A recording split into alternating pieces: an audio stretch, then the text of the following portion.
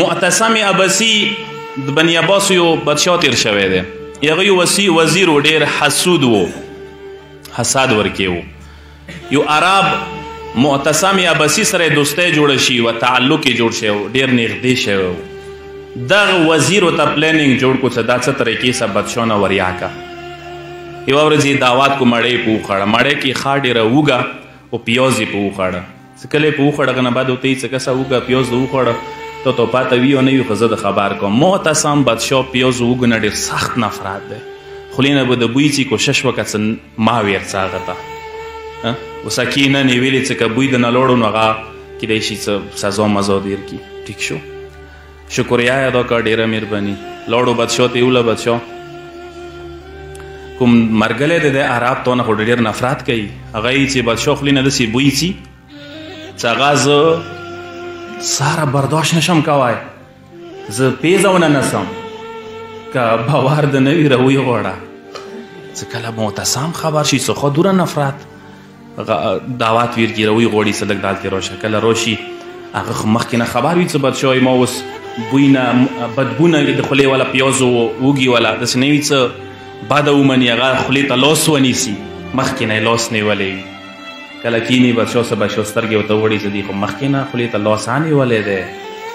دا شی ګواهۍ موږ کورمې کې ډېرې چلیږي، دا شی شیطانۍ ډېرې چلیږي، دا شی شیطانۍ و حصه زه یم تا یار یو کس د ډېر کسانو دغو شیطانۍ و حصه یو د چا په خلاف پروپیګنډې رښتیا درویښ شیطانۍ منصوبې جوړوو.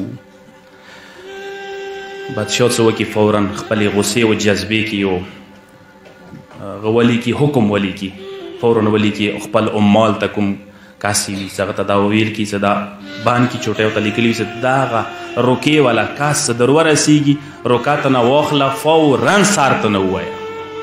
دغه کاس ته یې لوس کې ویل کړي د عرب مرګلي ته یې ویل کړي چې مڼه دا پلنګي ته ویې ورسوه، نور یې څه او څه نه وایي. هغه پوه نه شي چې چی راکړه چی نه دي، هغه وځي دربار نه وریا ورته یې وځي کې وزیر وي لوړ وي ورته یې څه وشول بادشاه څه درته وویل؟ څه بادشاه نور نه شمم په یو څه کېناستم، هغه دا پرچا راکړله چې دا پلنګي ته ورسوه خو ډېرې بیړې سه یې ویرکه. نو دا سوچ دا ځان څه وکړي چې داسې بریښي لکه دغه بادشاه ورته هغه لیکلي دي، انعام یې ورته لیکلی دی.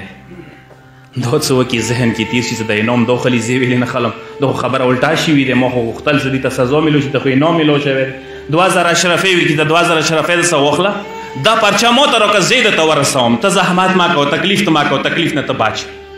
دا ورته ښه خبره ته ما مرګلی واخه 2000 اشرفۍ دا ته نه وخي پرچه هغه ته وي چې پرچه څه کله هغه ته ورسوي کوم کس ته عمال وي بادشاه والا هغه څه کله پرچه خلاصه کړي چې د پرچې والا کس ته دیر شي پرچه خلاصه کړي فورا سر ته نه وایي. مغه ټایم کې وزیر نه سار ووایي خپلې سزا ته ورسېږي. د درې ورځې بعد څه معتصم کسې وزیر نه بریښي پوښتنه وکړي عرب وکسي چې هغه ماسې زنده دی ورته څه حساب دی؟ ته بادشاه نور خو نه هم خو هغه مانې وږه خوړلي یا داسې پیاز ماته ویل چې بادشاه ته ویل شي لاس ونیسه هغه ته هغه نه څه بادشاه خبر شي ورته چې خدا شه کیسه وه ډېر شکر وکړي شکر دی پروردګاره څه خپلې سزا ته ورسېږو. دا شی ډېر ونې ولټا کېږي، دا شی ډېر ونې چاپا کېږي، کومې منصوبې پلینینګونه شیطانۍ څه جوړې کړي چا دپاره. دا دنیوي سزا خپل ځای کې دی، کیدای شي میلاو شي کیدای شي نشي میلاو، خو اخرات کې سزا شته.